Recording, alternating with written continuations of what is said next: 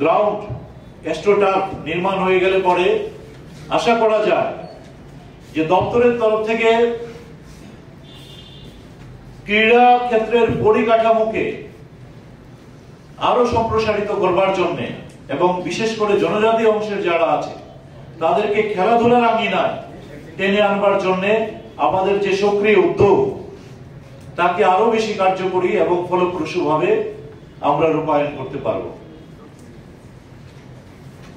আগামী 8 তারিখ পর্যন্ত যে খেলা হচ্ছে টুর্নামেন্ট, সেই টুর্নামেন্টের নামকরণ করা হয়েছে ভগবান বিরসা মুন্ডার নামে। বিরসা মুন্ডা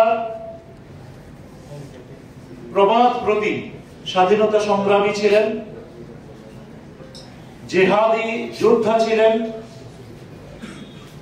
তিনি আমাদের কাছে সতত অনুপ্রেরণা এক স্রোত। তাকে স্মরণ করে তার 150তম যে জন্মবার্ষিকী তাকে স্মরণ করে 15ই নভেম্বর,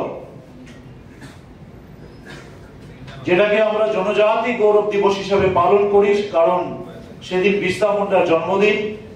15ই নভেম্বর 2024 থেকে 15ই নভেম্বর 2025 এই 1 বছর সময়কাল বিভিন্ন রকম অনুষ্ঠানের মধ্য দিয়ে আমরা জনজাতি গৌরব বর্ষ হিসাবে বিরসা মুন্ডার প্রতি সম্মান শ্রদ্ধা জানিয়ে পালন করছি। তারই অংশ হিসাবে আমরা এই ফুটবল টুর্নামেন্টকে অনুষ্ঠিত করছি এবং সেই জন্য এই টুর্নামেন্টের নামাঙ্কন ভগবান বিরসা মুন্ডার নামে করা হয়েছে। টোটাল 16টি দল এই টুর্নামেন্টে অংশ নেবে। তার মধ্যে অর্ধেক ছেলেদের দল, অর্ধেক মেয়েদের দল, 8টি দল এবং মোট 16টি ম্যাচ অনুষ্ঠিত হবে, যার মধ্যে quarter final, semifinal, final match থাকবে। আমরা দলগুলিকে উৎসাহিত করার জন্য দপ্তর উদ্যোগ নিয়েছে এবং চ্যাম্পিয়ন যে দল, সেই দল চ্যাম্পিয়ন ট্রফির পাশাপাশি 1 লক্ষ টাকা দলগত পুরস্কার পাবে। সেটা ছেলেদের দলও পাবে, মেয়েদের দলও পাবে এবং প্রথম রানার্স আপ 75,000 টাকা এবং দ্বিতীয় রানার্স আপ 50,000 টাকা পুরস্কার পাবে।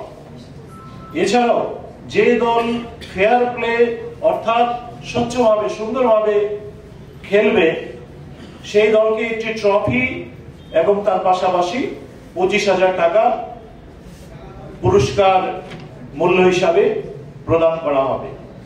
এছাড়াও যারা ভালো খেলবেন তাদেরকে ব্যক্তিগত স্বীকৃতি হিসাবে কতগুলো পুরস্কারের ব্যবস্থা করা হয়েছে, যার মধ্যে সেরা খেলোয়াড় একটি ট্রফি এবং 10,000 টাকা পাবে। শীর্ষ স্কোরার, সবচাইতে বেশি যিনি স্কোর করবেন, ট্রফি এবং 10,000 টাকা। সেরা গোলকিপার ট্রফি এবং 10,000 টাকা এবং প্রত্যেক ম্যাচে সেরা খেলোয়াড় ট্রফি এবং 1,000 টাকা করে পাবে। আমরা আশা করি এই যে পুরস্কারগুলো সেগুলো ক্রীড়া ক্ষেত্রে জনজাতি অংশের যারা ছাত্ররা রয়েছে তাদের উৎসাহ এবং উৎকর্ষতা বৃদ্ধিতে আগামী দিনে বড় একটা সহায়ক ভূমিকা নেবে।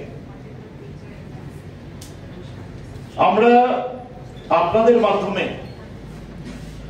রাজ্যের সবার কাছে আবেদন রাখবো, চলুন রাজ্যে শান্তির বাতাবরণ, সম্প্রীতির বাতাবরণ, উন্নয়নের বাতাবরণকে শক্তিশালী করবার জন্য ক্রীড়া ক্ষেত্রকে, সংস্কৃতির ক্ষেত্রকে আমরা সবাই মিলে উৎসাহিত করি এবং যে মাদকাসক্তি, যে নেশাসক্তির দিকে আস্তে আস্তে যুব সমাজের, ছাত্র সমাজের একটা অংশ ধাবিত হচ্ছে, যেভাবে এইডস এর মতো একটা ভয়াবহ রোগ আস্তে আস্তে থাবা বসাচ্ছে, তার করাল গ্রাস থেকে রাজ্যকে মুক্ত করি এবং প্রত্যেকে সচেতন নাগরিক হিসাবে আমরা আমাদের ভূমিকা পালন করি।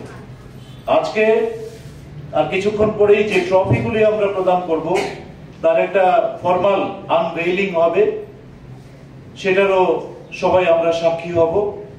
এই কথাগুলি বলে সবাইকে ধন্যবাদ নমস্কার জানিয়ে আমার প্রারম্ভিক আলোচনা শেষ করছি। নমস্কার।